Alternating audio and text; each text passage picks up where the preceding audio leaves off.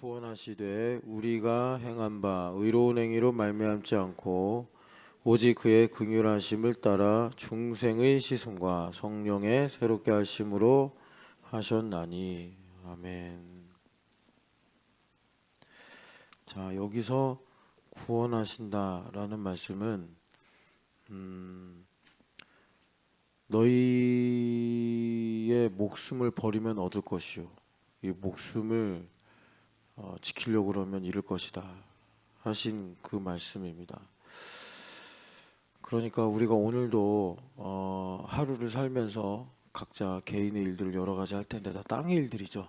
땅의 일들인데 그 일을 내가 하면 아무것도 한 게 없게 되고 막 되는 것 같지만 내가 땀 흘리고 애쓰고 열심히 하면 뭔가 되는 것 같지만 우리가 그리스도 안에 있으면 그것이 아무것도 아니라는 것을 뭐 하루든지 일주일이든지 1년을 지나고 나서는 알게 되고 그런데 내가 그것이 이제 나를 버리고 그러니까 이제 목숨을 버리면 얻는다라고 하신 말씀이 그런 내용인데 내가 예수로 만족하고 예수님을 위해서 사는 인생을 살아갈 때 내 안에 계신 예수님께서 하셔서 그 일들이 하나님의 일이 되어 즉 하나님의 영광을 위한 일이 되어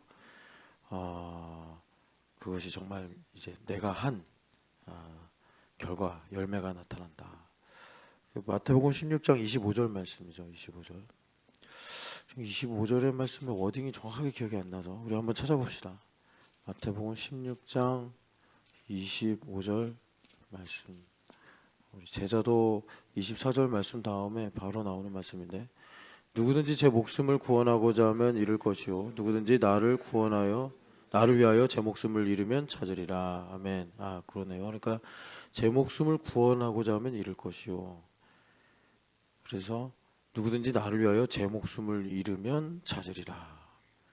우리가 뭐 그냥 일반적인 문해력만 있으면 주님께서 우리에게 구원의 은혜를 베푸시는 방법이 이렇구나. 그래서 우리가 흑암의 체질을 가지고 생각하면 마치 잃어버리는 것 같고 뺏기는 것 같고 안 하는 것 같은데 반대로 그게 구원하는 방법이요.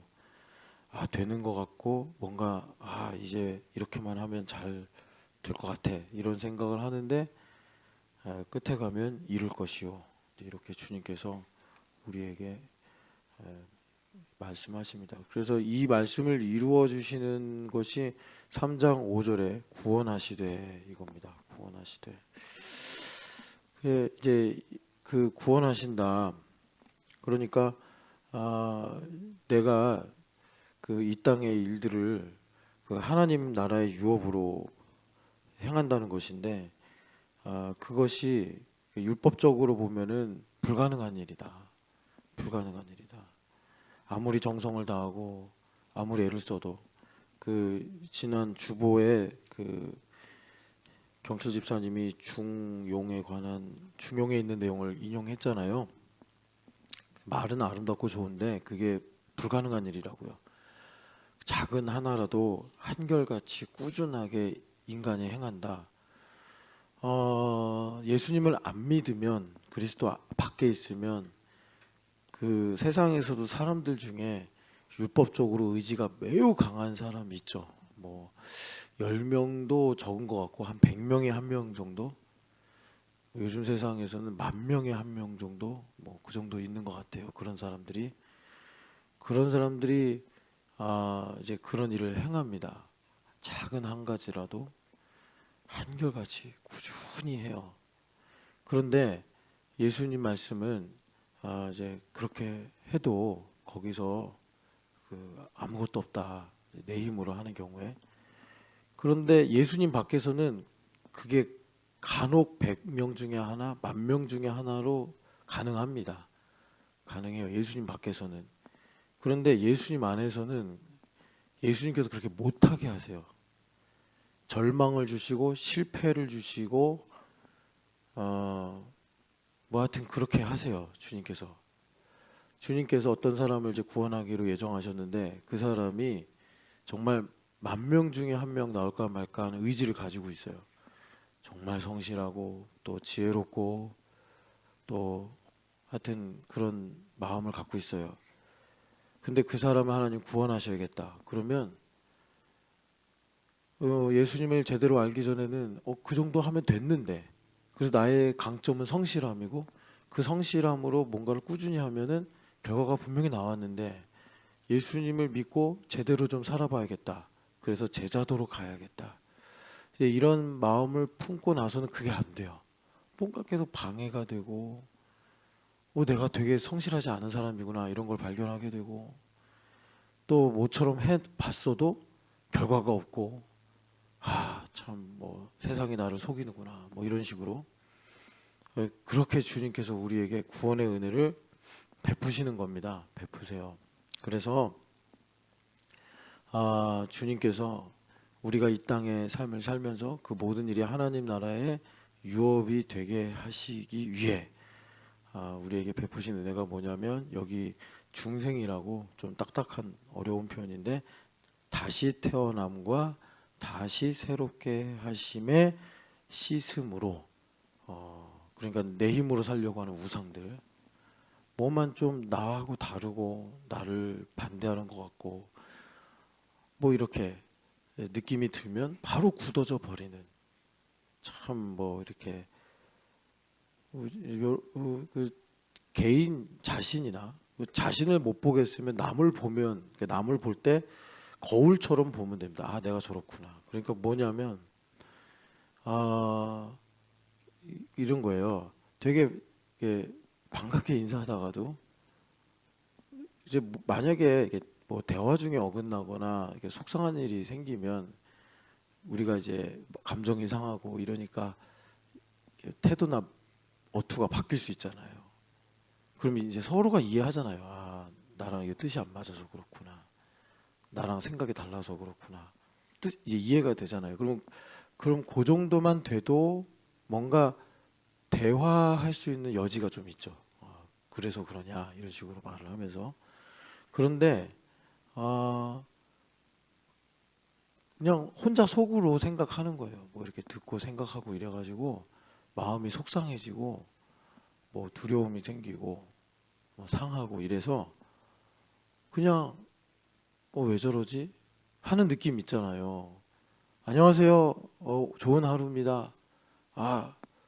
일본 다녀오신 거 어떠셨어요? 뭐 이렇게 막 말하던 사람이 안녕하세요. 아무 말도 없고, 뭐 이제 저를 가지고 말하자면 그런 거 여러분 우리 교회에서 느끼세요? 그러니까 하도 이제 애들은 이제 다들 이제 수급들이 늘어가지고 진짜 무슨 포커판도 아니고 포커페이스에서 저 사람이 들고 있는 패가 스페이스인가 뭐 다이아몬드인가 하트인가 알 수가 없는 거예요. 다 포커페이스 다. 그리고 이제 이 약간의 표현 느낌만 딱 다른 거예요. 제가 뭘 말씀드리려고 하는 거냐면, 여기 시슴이라고 하잖아요. 이 시슴이 우리가 이제 여러 성경 말씀을 주일 어제 이렇게 살펴보면서 이게 우상 숭배를 씻어준다는 거다. 아니 목사님, 내가 우상 끄는 지가 언젠데 무슨 우상 숭배입니까? 나 모태 신앙인데 무슨 우상 숭배입니까? 그런 우리가 뭐 이렇게 종교의 차원에서 우상이 아니라 내 힘으로 사느냐 하나님 중심으로 사느냐의 이제 우상이다. 그래서 사무엘 선지자도 이 우상 때문에 마음이 늘 굳어지고 다시 나와 다른 사람 사이에 성벽을 세우고 그러지 않냐 이렇게 말씀하는 거잖아요.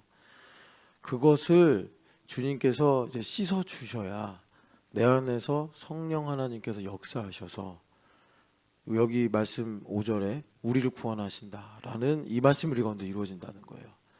그러니까 내가 오늘도 주님께서 주신 하루를 가지고 하나님 나라의 상속자로 살아가야 되는데, 그렇게 할 수 있도록 힘과 능력과 지혜와 믿음을 주시는데, 그러려면 성령 하나님께서 역사하셔야 되는데 내 마음이 굳어지면 안 된단 말이에요. 우상 숭배 때문에 내 마음이 굳어지고 좁아지고 뭐 또 하여튼 완악해지고 그러면 안 된단 말이에요. 그러니까 주님께서 에베소서 말씀대로 말씀으로 레마로 씻어 주시는데, 이 레마 살아있는 말씀이 내 안에 들어와서 오늘 나를 다시 태어나게 하고 그리고 다시 새롭게 하신다. 다시 새롭게 하신다. 여기 새롭게 하신다는 거는 여러분들이 고린도후서 5장 14절부터 17절까지를 좀 참고해서 읽으시면 바로 이해가 됩니다. 그러니까 나를 위하여 자기 몸을 버리신 예수님의 은혜를 생각하니까 더 이상 나를 위해 못 살겠는 거예요.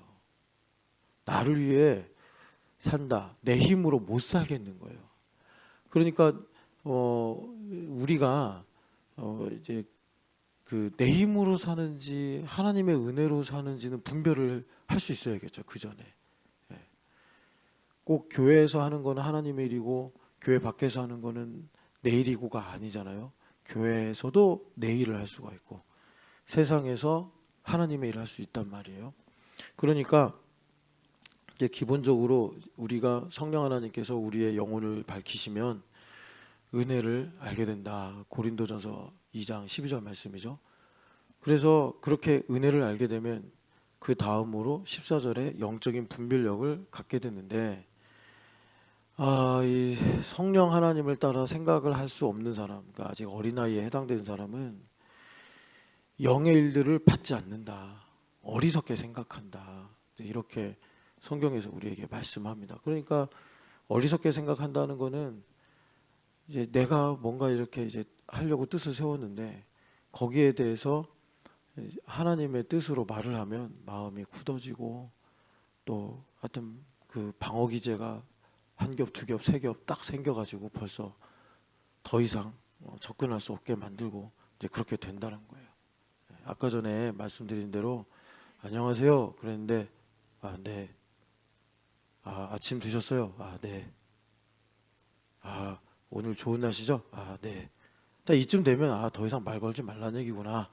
근데 그게 여러분 나도 모르게 그렇게 돼요. 이상하게.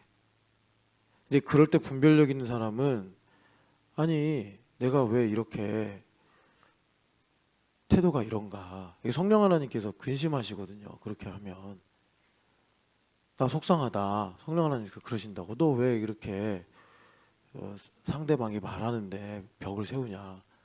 근데 우리가 이 성령 하나님께 민감하지 않으면 그냥 내가 그 모양으로 30년 40년 살았기 때문에 그런 줄도 몰라. 그래서 만약에 이제 그 상대방이 영적인 지도자예요. 그래서 아니 무슨 일 있으세요? 아니 영적인 지도자가 어떠냐 저러냐 그러면 아유 고맙습니다. 이렇게까지는 안 하더라도 그래요. 잘 지내셨습니까? 어떠십니까? 참 주님의 은혜네요. 이렇게 골로새서나 에베소 보면은 신령한 노래로 서로 화답하며 이렇게 있죠. 그렇게 화답이 오고 가야 되는데 네, 예, 그렇게 끝나요. Nothing이요, nothing. 그러면 이런 이제 그러니까 참 이게 그래서 우리 교회는 좀 그냥 적당히 다니기는 어려운 교회다. 적당히 다니기는 어려운 교회다. 예전에 어떤 분이 그랬어요. 자기가 이 교회 와서 신앙이 회복된 건 인정한다. 그런데 지금 제가 적당히 다닐 수 없는 교회다라고 했잖아요. 이게 되게 불편한 거예요. 자기는 남이 내가 어떻게 사는지 간섭도 안 했으면 좋겠고 나한테 이래라 저래라 말도 안 했으면 좋겠는데 우리 교회 오면은 하나님께서 딱 최적화된 조건에 따라 한 주 어떻게 지냈냐, 이사를 한다고 그러면 어떻게 이사를 하려고 그러느냐, 또 뭘 하려고 그러면 그건 어떻게 되고 있냐, 이렇게 막 자초지종을 물어보니까 이 현대인들은 이 사회적 거리를 유지해야지 좀 편안하다라는 느낌이 오는데 우리 교회는 이렇게 보면 되게 무례하고 불친절한 이제 성격을 갖는 교회가 되는 거예요. 그래서 아주 예전에 이분이 이제 교회를 바꿔야겠다 이 생각을 했는데 이 교회 아까 전에 우리 교회 와서 신앙이 회복됐다고 그랬잖아요. 그러니까 개념은 있는 거예요. 뭐냐, 신앙이라는 게 이런 거구나라고 사전적 정의 수준만큼은 아니지만 감각적으로 그러니까 내 안에 살아계신 예수님이 이런 느낌이구나라는 건 아는 거예요. 그래서 자신이 그거 말하더라고요. 우리 교회를 나가서 생활할 자신은 없다. 뭐 사실 그 교회가 어떤 성격으로 어떻게 있는지는 들어가 봐서 한 1, 2년은 생활해 봐야 아는 거고. 그런데 자기도 이제 교회를 수년 이상 다녀봤으니까 웬만한 교회는 또 그런 일이 쉽지 않고. 예. 뭐 여하튼 그래가지고 우리 교회의 성격을 잘 이해하고 있더라고요. 잘 이해해. 제가 이제 신나리 자매를 만났어요. 신나리 자매 새벽에 딱 왔는데 나리 자매 잘 지냈어. 뭐 이제 나리 자매는 대학교 1학년 때부터 제가 봤으니까 1대1로 있을 때 야 나리야 너 이 자식 왜 교회 안 나와? 너 이렇게 얘기할 수 있잖아요. 그럼 나리 자매가 목사님 요즘에 환기절기라서 감기에 걸리면 죽을 것 같아요. 이럴 수 있거든요. 뭐 이제 진짜 심각하게 얘기해요. 나리 자매는 그 이제 건강에 대한 아주 그런 게 있어가지고 이제 그렇게 될 때 제가 가만히 안 두죠. 그러면 막 이제 괴롭히고 힘들게 하고 모욕감도 주고 막 이러면서 근데 그럴 때 분별력이 있어서 뭐가 은혜고 뭐가 내 생각인지 분별할 수 있어야 되는데 여튼 그래서 우리 교회는 그 설립할 때도 영광스러운 교회다. 에베소서 5장 말씀을 주셨는데 그 영광스러운 교회가 어떻게 되느냐. 뭐 교회를 크게 건축하고 사람들이 매해마다 배가 성장하고 그래서 영광스러운 교회가 아니라 레마로 주님께서 씻어주실 때 주름도 점도 없이 아름다운 웨딩드레스를 입은 신부가 되게 하신다.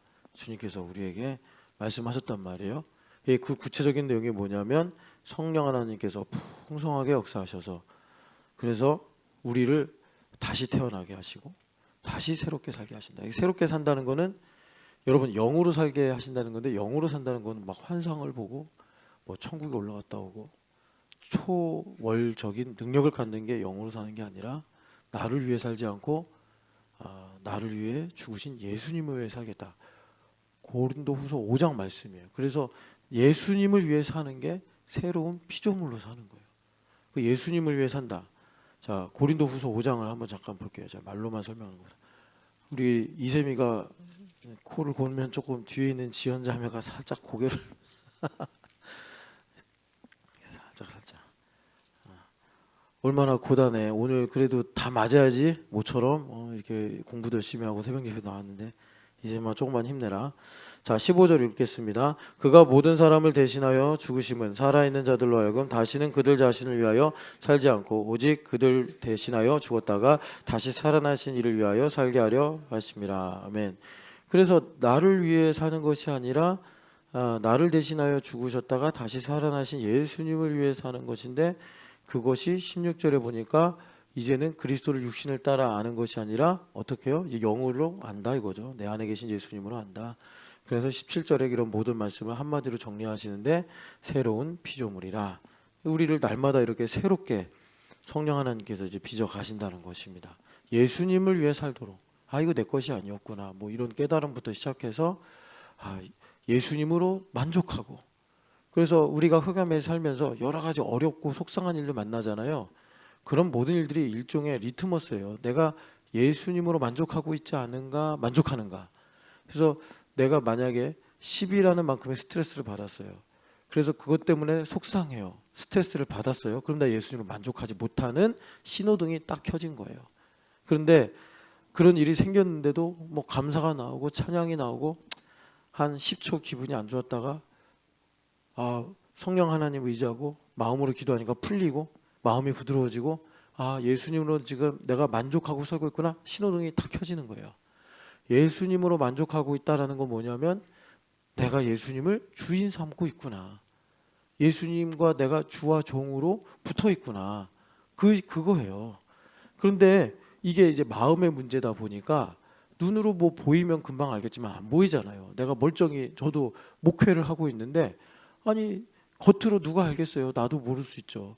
그런데 스트레스를 받았는데 그것 때문에 뭐 잠도 안 오고 열받고 막 눌리고 슬퍼하고 그럼 그거는 뭐를 가리키는 거냐? 그 어려운 문제가 나를 힘들게 한다가 아니라 내가 이 최소한 이 이상으로는 이상으로 예수님을 가까이해서 주와 종의 관계가 깊어져 예수님으로 만족이 더 와야겠구나.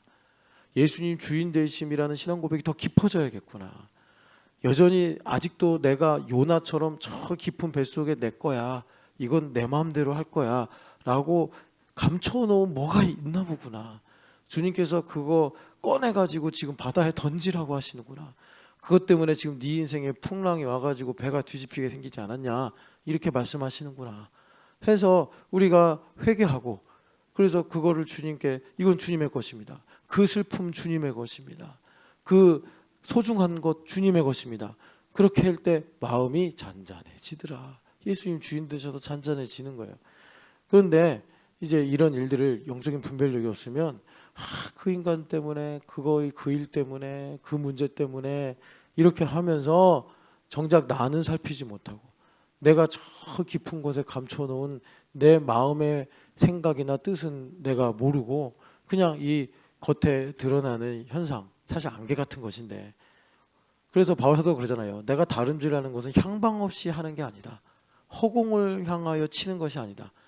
그러니까 우리의 이 실체가 있는데 맨날 그냥 누구 때문에, 뭐 때문에, 어떤 것 때문에 이러면서 우리가 그렇게 이제 시간을 보낸단 말이에요. 그래서 성령 하나님께서 그런 것들을 가르쳐 주셔서 나를 다시 새롭게 하시고, 오늘도 다시 주님을 위해 살리라, 이렇게 우리가 하나님께 아뢰어 새로운 피조물이 되게 하시고, 그리고 새로 다시 태어나게 하시고, 이 다시 태어남을 우리가 집중해서 보려고 하는데, 그러니까 오늘 우리가 다시 태어나야 청소기 하나를 돌려도, 접시 하나를 닦아도, 핸들 잡고 운전 하나를 해도, 내가 늘 가던 길로 출근을 하나 하는 것이라도 이것이 예수님과 동행하여 하나님 나라의 시간을 사는 것이 됐는데, 그 어마어마한 동력이 성령 하나님께서 역사하셔서 나를 다시 태어나게 하실 때 그 일이 가능해진다. 주님께서 우리에게 말씀하시는 것입니다. 자, 그래서 여러분, 그러니까 이제 다시 한번 이걸 정리하고 가면은 우리가 사는데 크게 두 가지 길이 있어요. 나 중심의 길이 있고 하나님 중심의 길이 있어요. 근데 우리가 얼마나 못됐는지 하나님 중심으로 살려면 주님께서 이렇게 말씀하시는 거예요. 부한 자여 화 있을진저, 웃는 자여 화 있을진저. 반대로 애통하는 자는 복이 있고 줄인 자는 복이 있다. 왜 예수님은 좋은 것을 화 있다고 하시고 좋지 않은 것을 복 있다고 하실까? 그것은 정말 웃음이 싫으셔서, 우리가 넉넉하게 사는 게 싫으셔서, 우리가 배부르게 사는 게 싫어서가 아니에요. 아굴의 기도에 나오는 것처럼 우리가 가지고 있는 못된 성품 때문에 내가 뭐가 좀 되고, 내가 좀 배부르고, 내가 좀 근심 걱정해서 멀어지면 아굴이 염려한 것처럼, 기도한 것처럼 곳에 하나님으로부터 멀어져 내 마음이 세상을 향하기 때문에, 이 고약한 성격 때문에, 이게 이제 본질로 말하면 내가 지금 웃고 있고, 내가 지금 즐겁고, 내가 어떤 목표가 뚜렷하고 이런 게 문제가 아니라 내 힘으로 살려고 하는 게 문제죠. 하나님 중심으로 살면은 바울 사도가 말씀하신 것처럼 마이너스에 있으나 플러스에 있으나 예수 그리스도로 자족하며 사는 이 놀라운 비밀을 갖고 살게 되는데, 나 중심으로 사니까 플러스에 가도 마이너스가 되고, 마이너스에 가도 마이너스가 되는 이런 참 어디로도 갈 수가 없는 삶을 살게 되더라라는 것입니다.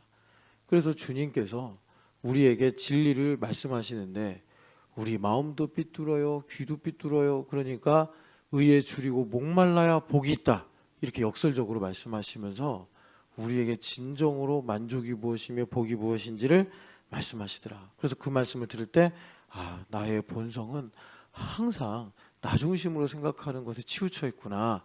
그래서 성령 하나님을 늘 의지하고 살아가야 되는데, 자, 여기서 우리가 한 가지 좀 짚고 넘어가면, 우리가 이전에 그 다른 복음의 문제 많이 들었잖아요. 자, 그러니까 자기 중심과 하나님 중심이 있어요. 이 가운데서 우리가 이제 그 하나님의 뜻을, 뭐 예를 들어서 기도하자, 하나님 뜻이죠. 근데 기도를 하게 해야 되는데 그럼 이 기도라는 것이 복음적으로 되려면 내 안에 하나님께서 그 이제 영혼의 등불을 켜셔가지고 기도하기를 소망해야 돼요. 기도하고 싶다. 그래서 내가 그 기도가 목마르고 기도가 그리워야 돼. 사람이 그립고 뭐가 있을까? 또 세상에 또 내가 필요로 하는 거 있잖아요. 나를 채워줄 수 있는 거. 뭐 그런 것들을 소망하는 게 아니라 정말로 하나님이 좋아서 하나님을 사랑해서 어제 봤는데 또 예수님 그립고 하나님 그립고 그래야 돼. 그래서 여러분 내가 이제 예수님께서 우리한테 그 겟세마네 기도 중에 기도죠. 예수님 기도하는 장면들이 많은데 겟세마네 기도. 거기서 예수님께서 땀방울이 피핏이 되게까지 기도하시고 우리에게 말씀하신 것이 어째 1시간도 기도하지 않냐. 마음은 원이로되 육신이 약하다. 이렇게 자비롭게 말씀하셨어요. 그러니까 내 안에 계신 성령 하나님은 그렇게 말할 수 없는 탄식으로 우리를 위해서 1시간 기도해야 된다라고 하시는데 그게 너는 하나님의 친자녀다, 아들이다, 딸이다라고 증언하시는 건데 우리는요 그냥 이거 먼저 하고요, 이거 하고요, 뭐 저거 하고요. 1시간을 기도를 안 해. 1시간을.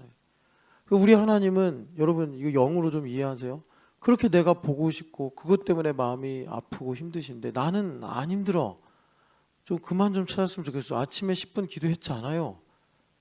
아이 그랬으면 됐지 뭘 또 보자고 하십니까? 뭐 이렇게 이제 우리가 반응을 하는 거예요.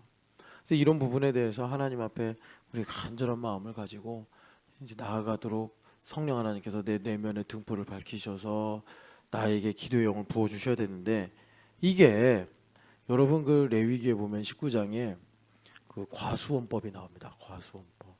그래서 만약에 이제 포도나무를 심었어요. 그러면 1년, 2년, 3년은 먹으면 안 돼요. 왜 그러냐면 나무가 할례를 받아야 되는데. 그러니까 사실은 나무가 무슨 죄예요. 우리의 정욕과 탐심이 죄죠. 그러니까는 그 포도나무 때문에 내가 더 많이 이제 하나님의 것임을 잊어버리고 내 것이라고 생각할까 봐 3년 동안은 할례 기간이다. 그래서 못 먹게 해요. 하나님께서. 그리고 4년째가 되면은 이제 뭐죠? 잘 아시는 것처럼 첫 열매다. 그래서 못 먹게 하세요. 그래서 5년째가 돼야지 비로소 이제 먹을 수 있는 거예요. 이게 과수원법이에요. 그게 거룩이니라라고 하신 거예요. 그러니까 우리가 제자도로 간다는 거는 이렇게 느리게 가는 거예요. 당장 뭐 첫 해부터 풍년이네 해가지고 막 결과가 나오고 열매가 나오고 이러는 게 아니라 보이지 않지만 하나님께서 영원히 나에게 이 포도원밭을 주셨다라는 믿음을 갖고 3년을 기다리고 네 번째 해 기뻐하고 감사하면서 포도 열매 하나도 거두잖아. 그럼 어떻게 되죠? 가난한 사람들 거죠. 다 이제 그 과수원의 이 내용으로 보면 하나님 또 나에게 은혜로 공급하시죠. 이제 그런 것들로 마침내 내가 인침을 받아 하나님께서 이 포도원을 내가 수고하고 땀 흘리고 뭐 심고 뭐 이렇게 하겠지만 하나님께서 말씀으로 역사하셔서 이 포도원을 통해 나에게 먹을 것을 주시는구나 해가지고 포도로 배불러서 행복한 게 아니라 포도원을 주신 하나님께 내가 감사하고 하나님을 즐거워하면서 이 포도원으로 하늘의 유업을 삼는 거예요. 그래서 그런 과정을 하나님께서 하박국서에서는 감람나무의 소출이었고 포도나무에 열매가 없어도 여호와를 인하여 기뻐하리라 이렇게 말씀이 부응하는 일로 우리에게 이제 가르쳐 주시는 것입니다. 자, 그래서 제자도가 그래요. 느리게 가요. 그러니까 당장의 결과가 안 나와요. 근데 우리는 그러고 싶지 않은 거예요. 그래서 어떤 방법을 쓰냐면 예전에도 한번 말씀드렸는데 그 리고렌 목사님이 말씀하신 퍼포스 드리븐이죠. 목적이 이끄는 삶. 그래가지고 자기 중심과 하나님 중심의 간극을 메꾸려고 동기부여를 하는 거예요. 동기부여. 이걸 위해서 그러니까 퍼포스를 주는 거예요. 그러니까 리고렌 목사님이 이렇게 목회를 하는데 사람들에게 퍼포스를 주니까 반응이 빠르더라는 거예요. 열심히 하더라는 거예요. 기도 생활도 열심히, 성경 읽는 것도 열심히, 교회 봉사도 열심히 막 되게 잘 알아듣고 퍼포스가 끌고 가니까 퍼포스가 막 드리븐하니까 힘이 나는 거예요. 힘이 나. 그런데 여러분 이거 맹점이 있다고 했잖아요. 왜냐하면 그 퍼포스가 이루어졌어. 그 다음은 이제 어떡할 거야? 동력이 사라졌는데. 그런데 그러고만 끝나면 그나마 괜찮아요. 그럼 퍼포스라도 됐으니까. 근데 우리 하나님께서 정말 나를 신령한 하나님의 성전으로 이제 완성하시고 영광을 받으시려고 그러면 우리 하나님은 퍼포스를 못 이루게 하십니다. 그거를. 왜냐하면 엄밀히 말하면 퍼포스는 예수님밖에 없고 우리가 예수님에 의해서 그러니까 지저스 드리븐이 돼야 돼요. 그런데 이 아까 말한 그 고약한 본성이 있잖아요. 내 힘으로 살려고 하는 거, 나를 성찰하고 싶어하지 않는 거, 이런 것 때문에 우리에게 퍼포스가 훨씬 더 설득력이 있고 가까이 와닿고 막 이렇게 되는 거예요. 그래서 퍼포스가 만약에 이루어졌다고 합시다. 뭐 은혜로 교회 생활하다 보면 그런 간증하시는 분들도 계시니까 뭐가 문제냐면 그 퍼포스를 향하여 드리븐하던 내가 엄청 강화되어 있는 거예요. 내가 엄청 강화되어 있는 거예요. 내가. 근데 우리의 말하자면 진정한 트루 퍼포스, 스피리추얼 퍼포스, 이터널 퍼포스는 그게 아니거든요. 이 땅에서 삶이 아니거든요. 예수님 자신이거든요. 하나님의 부르심의 소망이거든요. 근데 그걸로 못 넘어가는 거예요. 그게 그렇게 원함이 되지도 않고 그렇게 내가 강화되니까 그렇게 하는 방법도 모르겠고 그리고 그렇게 가려면 아까 전에 우리가 마태복음 16장 25절 읽었잖아요. 네 목숨을 구원하려면 이 목숨을 버려야 되는데 그 퍼포스, 그 성취된 퍼포스가 목숨이잖아요. 못 버려요 그거를. 이거 버리면 그동안 2년, 10년, 뭐 수십 년 내가 이거 이루기 위해서 추구해온 시간과 에너지가 있는데 이거 아까워서 어떡하냐. 부자 청년처럼 근심하며 슬픈 기색으로 돌아가니라. 이렇게 돼버리고 말더라는 게 백업이 어마어마하게 필요합니다. 그렇게 돼버리면. 그래서 우리가 그 다음 세대로 이 부분에 대한 맹점을 잘 우리가 분별해서 그러니까 우리 예수님 퍼포스가 되셔가지고 나의 삶에 말하자면 리고렌 목사님이 하려고 한 진정한 의도는 이걸 거예요. 오늘 우리가 이 말씀을 통해서 보는 것처럼 우리의 영혼을 구원하시되 다시 말해 주님께서 오늘 나의 삶의 일을 하늘나라 유업이 되게 하셔서 이 땅에 하나님의 나라가 임하게 되기를 원하시는데 우리는 이걸 순서를 바꾸는 거예요. 순서를. 뭐라고 해야 되나 순서를. 그러니까는 하여튼 지금 제가 새벽이라 머리가 안 돌아와서 그런지 모르겠는데 순서를 바꿔가지고 끝에 가서 해야 될 일을 결국 못하는 거예요. 성질이 급해서 먼저 해버려가지고 양말 신고 신발을 신어야 되는데 신발 신고 양말 신으려고 하는 거랑 비슷해. 신발 신고 양말을 어떻게 신어요 그거.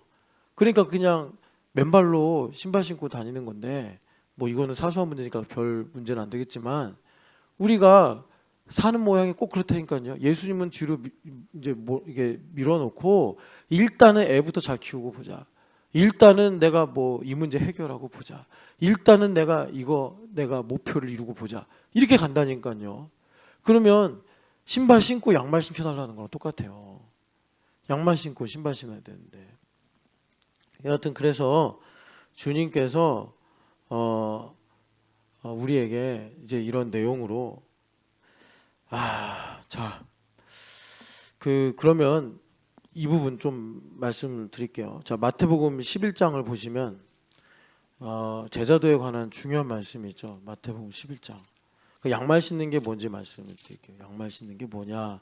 11장 28절부터 30절입니다. 수고하고 무거운 짐진 자들아 다 내게로 오라. 내가 너희를 쉬게 하리라. 나는 마음이 온유하고 겸손하니 나의 멍에를 메고 내게 배우라. 그리하면 너희 마음이 쉼을 얻으리니 이는 내 멍에는 쉽고 내 짐은 가벼움이라 하시니라. 아멘. 그러니까 제자도는 뭐예요? 예수님께서 배우라고 그러시니까 제자도인데 제자도는 뭘 배우는 거예요? 성경 배우는 거예요? 아니에요. 예수님 마음 배우는 거예요. 예수님 마음 배우는 거.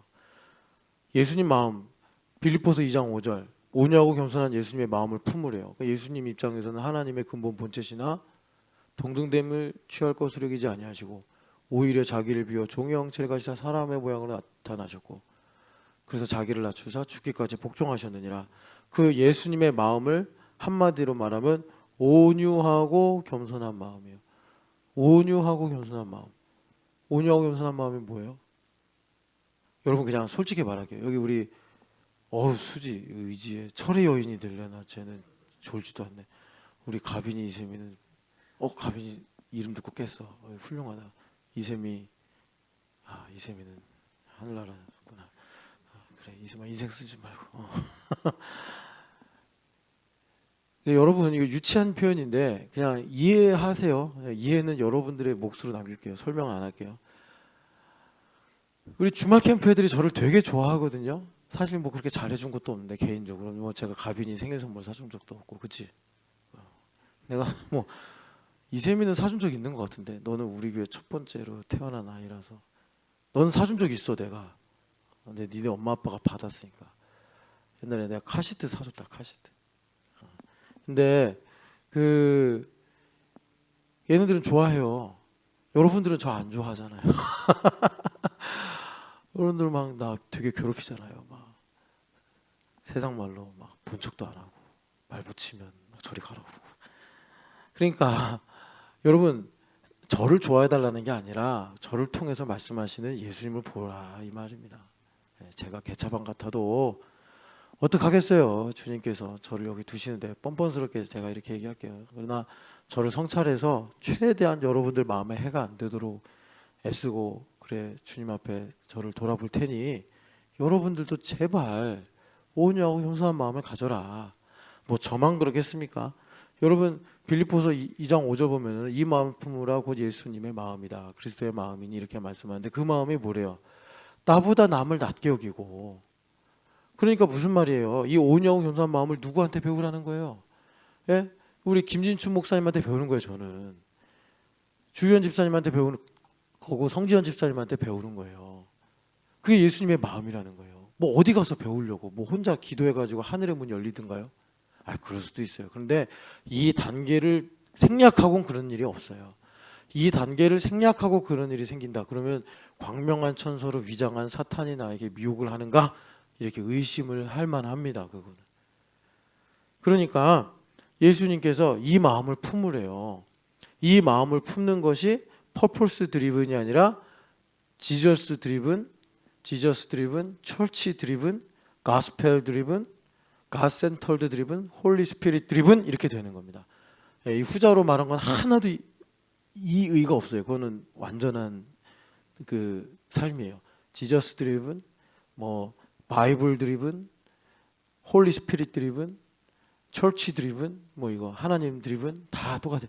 근데 퍼포스 드리븐은 이게 되면서도 아닌 이런 이제 여지가 남기 때문에 맹점이 있다고 말씀을 드리는 거예요. 그래서 우리가 여러분 이 말씀이 이제 제자도 말씀인데 왜 나왔어요? 이 말씀이 왜 나왔냐면 25절 때문에 나온 거예요. 25절 읽어보겠습니다. 그때 예수께서 대답하여 이르시되 천지의 주제이신 아버지여 이것을 지혜롭고 슬기 있는 자들에게는 숨기시고 어린아이들에게는 나타내심을 감사하나이다. 어린아이가 뭐예요? 여기서 이건 예수님께서 천국을 비유로 말씀하실 때 이제 긍정적 의미로 말씀하신 어린아이인데 온유하고 겸손한 마음, 어린아이의 마음, 온유하고 겸손한 마음, 어린아이의 마음. 애들이야 여러분들이 또 저를 다 축복해 주시니까 야, 목사님이 위대해 보이겠죠. 그러니까 좋아하죠. 그 어린아이들은 그만큼 순수한 거예요. 그러니까 좋아하기 쉽죠. 어른들은 안 그렇잖아요. 세상 살면서 엄격하고 또 기준이 있고 또 여러 모양으로 또 여러 가지 자신만의 이런 이제 호불호가 있고 그러니까 순수하지 않잖아요. 우리 어른들은 어른이 된다는 게 좀 안 좋은 점이 순수하지 않다는 건데 그러니까 어떻게 됩니까? 그만큼 하나님의 은혜를 우리가 깊이 알아서 나를 깊이 성찰해야 여기 말씀대로 어린아이들에게는 하나님의 놀라운 은혜를 나타내시는 그 복을 우리가 누릴 수 있다라는 것입니다. 그런데 이게 무슨 말이에요? 그 위에 보면은 이 갈릴리 도시들 이야기가 나와요. 벳세다, 고라신, 가버나움, 니들이 소돔보다 더 악하다 이렇게 말씀하시거든요. 주님께서 두로와 시돈보다 더 악하다. 왜 그런 거죠? 예수님께서 3년 동안 갈릴리에서 그렇게 많은 기적과 말씀을 행하고 전하셨는데도 회개를 안 해. 나사렛에 가서도 나사렛 사람들이 예수님 무시하고 죽이려고만 하지 회개를 안 해. 여러분 이것이 2000년 전에 벳세다, 고라신, 가버나움 들으라고 하신 말씀이겠어요? 나 들으라고 하는 말이에요. 야 너는 신촌연합교회 불렀는데 어째 이렇게 회개를 안 하냐? 왜 이렇게 마음을 맨날 단단히 굳게 걸어잠그고만 있냐? 차라리 내가 소돔 그때 그 사람들을 신촌연합교회 다니겠으면 고모라에 살던 그 악한 사람들을 내가 신촌연합회 다니겠으면 진작에 그 사람들은 회개하고 지금 하나님의 은혜를 누릴 텐데 너는 어째 그러냐? 너를 지금 돌아봐라. 이 말씀 아니에요. 지금 이 말씀이 뭐 우리 보고 역사 공부해가지고 고라신이 이렇게 악했구만, 가버나움 사람들 이렇게 완악했구만, 그거 우리 보고 뭐 큐티해가지고 생각하라고 하는 게 아니라, 야 이거 내가 가버나움 같이 살고 있구나. 내가 우리 형제자매들한테 함부로 말하고. 이게 저는요 여러분 참 죄송해요. 가르치다 보면은 요즘에 뭐 내가 어떻게 들었나? 박유미 자매가 위경련이 났대. 그래서 제가 지난주에 올리브 사또 가가지고 열받아가지고요 컨펌을 해야 되는데 자료가 다 틀리는 거예요. 맞지도 않고 뭐 이거 뭘 보고 내가 이걸 결정을 해야 되는지도 모르겠고. 어쨌든 지금 준비위원장이 신영기, 박인미 이 두 분인데 이 두 분이 지난번에 가가지고 대판 싸웠거든요. 여러분 이거 좀 기억하고 기도 좀 해주세요. 그래서 지금도요 꿈을 꾸면요 갑자기 눈이 땡그란 신집사님이 나타나가지고 박인미 집사님 악몽을 꾼대요. 으아! 갑자기 심사님 눈이 막 눈이 땡그란 신집사님 보고 싶으시면 한번 심사님한테 시비 걸어봐요. 눈이 막 탁구공만하게 커져가지고 막 으아! 막 그래서 박인미 집사님이 좀 신집사님 좀 만나 그러면 무섭대요. 신집사님이. 그 여러분 그 절에 가면 신주문 있잖아요. 거기 보면 여기 막 그 염라대왕들 있잖아요. 그럼 보면 눈이 이렇게 땡그랗죠. 그 요번에도 그 우리가 올리브 사토 가면 동조궁에 가는데 그 동조궁 앞에 그런 신상들이 있어요. 태풍의 신과 뭐 바람의 신인가.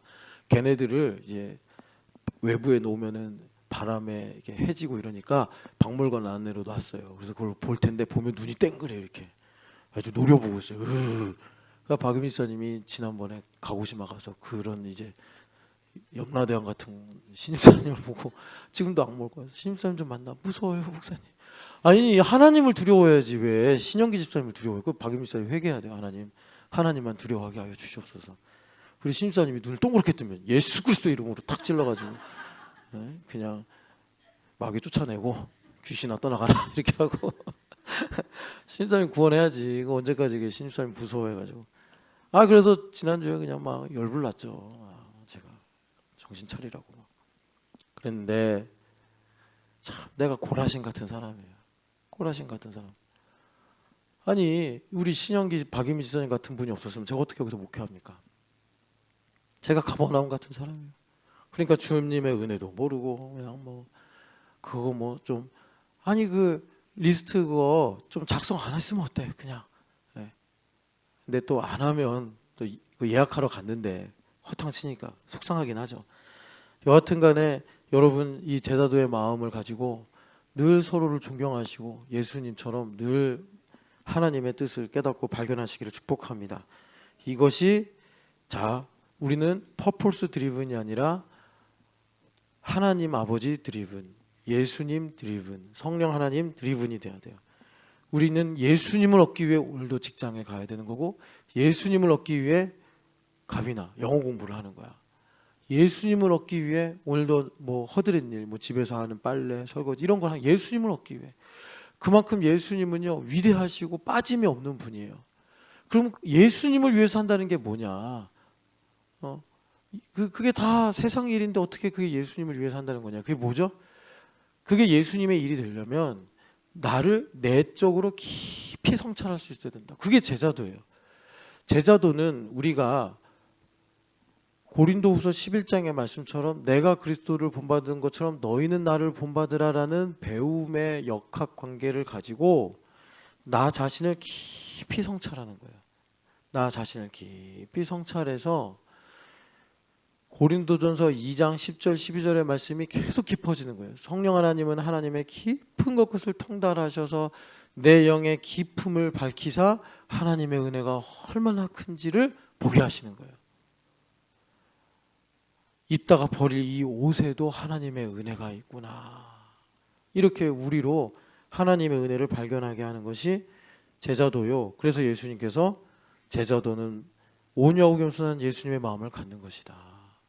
이렇게 말씀하시는 거예요. 그래서 여러분 우리에게 이 모멘텀이 참 중요한데 신명기 29장을 봅시다. 신명기 29장 1절 말씀 같이 읽어보죠. 신명기 29장 1절 말씀 신명기는 한 편의 설교라고 그랬잖아요. 그래서 일부 설교가 28장까지 쭉 나옵니다. 그러고서 내가 왜 이런 얘기 하는지 알아? 모 선생님이 말씀하시는데 29장 1절 같이 읽어보겠습니다. 호렙에서 이스라엘 자손과 세우신 언약 외에 여호와께서 모세에게 명령하여 모압 땅에서 그들과 세우신 언약의 말씀은 이러하니라. 아멘. 자, 그러니까 29장 이전까지는 일부 설교 일부예요. 그래서 무슨 내용이냐면 보시면 알겠지만 이전까지, 그러니까 이전 40년의 회고록이에요. 너희들이 이렇게 살아왔다. 하나님 이렇게 은혜 주셨다. 우리가 이제 추수감사절 앞두고 있잖아요. 지금까지 지내온 것 하나님의 은혜라. 에베네셀. 돌아봐야 돼. 이것이 첫 번째 돌판이에요. 자, 두 번째 돌판 주시잖아요. 이게 우리 마음에 영으로 새기는 말씀이에요.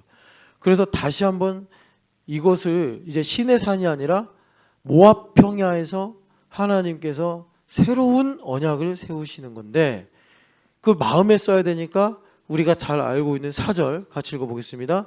그러나 깨닫는 마음과 보는 눈과 듣는 귀는 오늘까지 여호와께서 너희에게 주지 아니하셨느니라.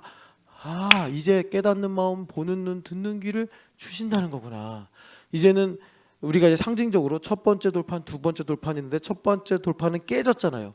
그러니까 지금까지 지내온 시간이 첫 번째 돌판이야. 거기에 대해서 내가 감사해. 보는 눈이 열려요. 듣는 귀가 열려요. 감사해. 여러분 40년 동안 좋은 일만 있었어요? 이스라엘 백성들이 말 안 듣고 벌 받은 얘기도 많잖아요. 슬픈 일도 많잖아요. 모세도 얼마나 회한이 많겠습니까? 지금 이 순간 모세는 가나안 땅 들어가나요?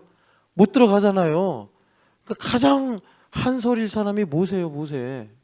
이 사람들 다 말 안 듣고 사실 들어갈 자격이 없는데 원래 하나님은 모세야 너랑 들어가자 해가지고 다 진멸해버리고 나랑 너랑 들어가자 이렇게 하셨는데 모세 선생님이 참 하나님의 마음, 그 온유한 마음을 가져가지고 하나님 안 됩니다 이렇게 해서 사실 같이 들어가려고 그랬는데 결과는 자기는 못 들어가고 얘네들만 들어가게 됐네.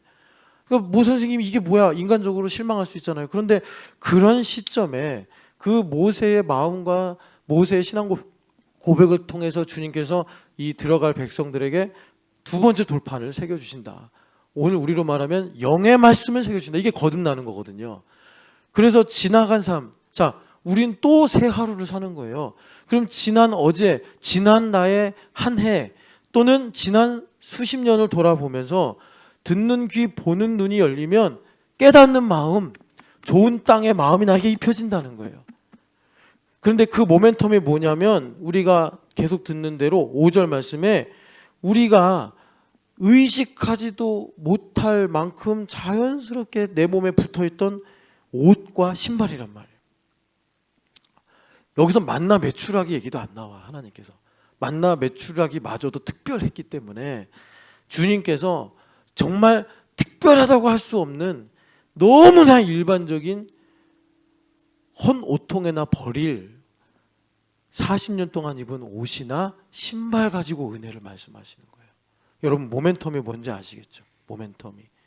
그럴 때 우리에게 듣는 귀 보는 눈이 열려 말하자면 성령 하나님께서 다시 태어나게 하시는 은혜를 주사 오늘을 내일 일마저도 염려하지 말아야 될 이 소중한 오늘을 영원한 천국의 시간으로 예수님과 함께 동행하는 길로 주님께서 바꾸기를 원하시더라라는 것입니다.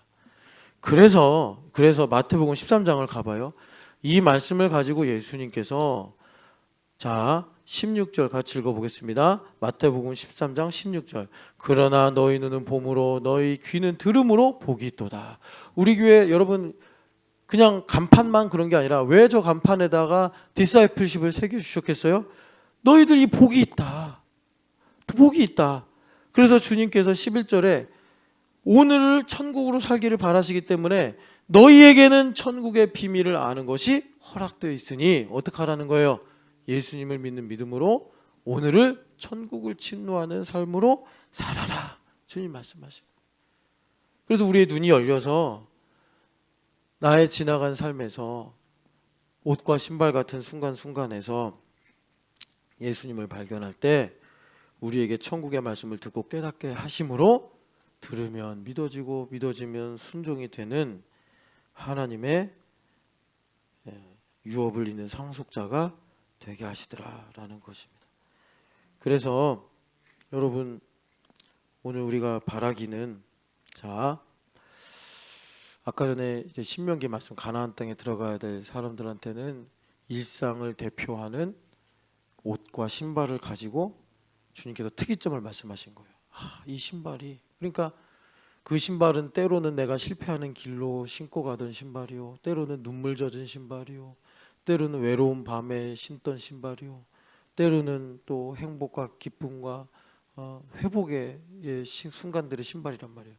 그 신발은 꼬질꼬질하게 때가 묻고 세월의 이런 흔적이 다 있는 신발이에요. 그러니까 보니까 참 거기에 그 내 어떤 뭐 이제 발의 흔적, 뭐 이렇게 신발 오래 신으면 이제 그런 자국 같은 거 나오잖아요. 그런 게 고스란히인데 그걸 보니까 한 순간도 하나님 나를 외면하신 적이 없는 거예요.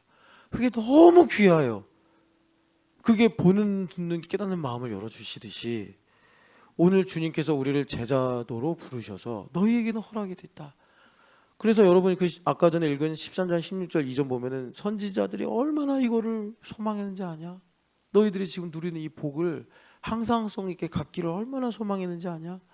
그들은 보고자 하여도. 그런데 여기서부터 이제 딱 페이지가 바뀌는 거 아시죠? 뭐로 바뀌는 거죠? 그분들이 정말 하나님의 은혜를 모르고 살았다는 게 아니라 지금 너희들이 보는 나를 못 보고 살았다. 보기를 갈망했기 때문 했지만 나를 못 보고 살았으나 너희들은 지금 나를 보고 있지 않냐. 그런데 예수님께서 도마가 회개할 때 그 축복하시면서 보고 믿느냐? 보지 않고 믿는 복을 구해라. 그게 무슨 복이에요? 내 안에 살아계신 예수님을 보는 거예요. 그래서 여러분 성령 하나님은 정말 우리의 간이나 심장이 내 안에 있듯이 성령 하나님 정말 내 안에 계세요. 뭐 뇌 속에 계시는지 신경세포 안에 계시는지 하여튼 영이시기 때문에 시공간을 초월해서 아주 작은 이 양자의 세계에도 계시면서 거대한 이 우주에도 충만하게 계시는 분이에요. 그래서 뭘 보게 하시는 거죠? 내 안에 계신 예수님을 보게 하시는 거예요. 그게 복이다 주님께서 말씀하세요. 그래서 그걸 보려면 예수님께서 니고데모가 와가지고 당신은 정말 하나님께서 보내신 선지자가 맞습니다. 그러면서 속으로는 뭐라 그러는 거예요? 당신 메시아 맞아요? 아니 수가성 여인처럼 그냥 메시아네 이러면 되는 걸 많이 배웠다고 자기가 가진 게 많다고 체면이 있다고 그냥 메시아입니까? 라는 질문도 못하고 그냥 당신이 하는 표적을 보니까 참 놀라운 선지자가 맞긴 한 것 같은데 근데 이제 예수님 다 아시죠? 메시아인지 묻고 싶지 너 이제 그건 과로에 있는 거고 거듭나지 않으면 못 봐. 그 다음에 5절에 한 번 더 반복하시는 거는 거듭난다는 거를 물과 성령으로 나야지 하나님 나라를 볼 수 있다. 주님께서 그렇게 말씀하신다는 거예요. 그러니까 물과 성령으로 거듭난다. 이 말씀을 여러분 한마디로 말하면 그냥 제자예요. 제자. 그래서 자기를 부인하고 십자가를 지고 날마다 주님을 따라가게 하는 거란 말이에요. 물과 성령으로. 이 물과 성령으로는 여러분 에스겔서 36장을 보시면 됩니다. 그래서 우리 마음에 있는 모든 우상을 맑은 물로 제거하시고 내가 너희의 마음에 새 영을 부어주리니 그래서 우리가 하나님의 말씀을 따라 살아가는 나의 일상이 하나님의 나라의 유업이 되게 하시는 그 일들을 이루시는 것이 우리가 물과 성령으로 거듭나는 거예요. 그러면 신명기 29장과 요한복음 3장에 이 모든 것을 딱 하나로 합치면 뭐냐? 내 안에 살아계신 예수님을 믿는다. 내 안에 살아계신 예수님을 믿는다.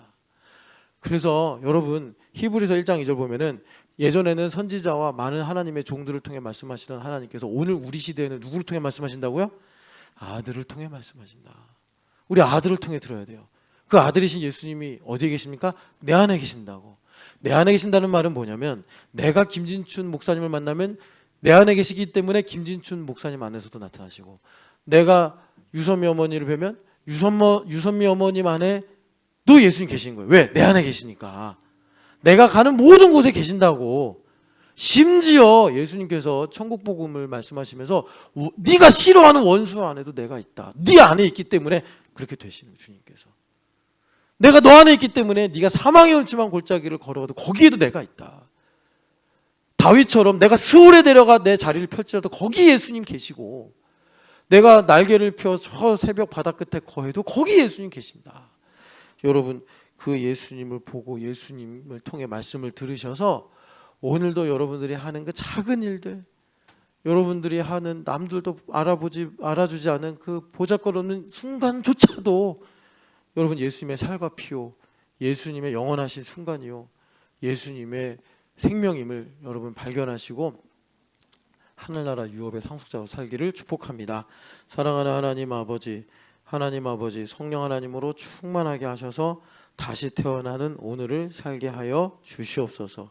하나님 아버지, 고라신과 벳세다와 가버나움 같이 살지 않게 하여 주시고, 하나님 우리 신촌연합교회 교인의 절반을 어린아이로 두셨는데 이건 너무나 명백한 어린아이를 통해 배우라는 명령인 줄 믿습니다. 하나님 정말 우리 아이들이 온유하고 겸손하듯 우리도 하나님 우리 아이들처럼 온유하고 겸손한 주의 종들 되게 하여 주시옵소서. 부활하신 예수님의 이름으로 기도합니다. 아멘.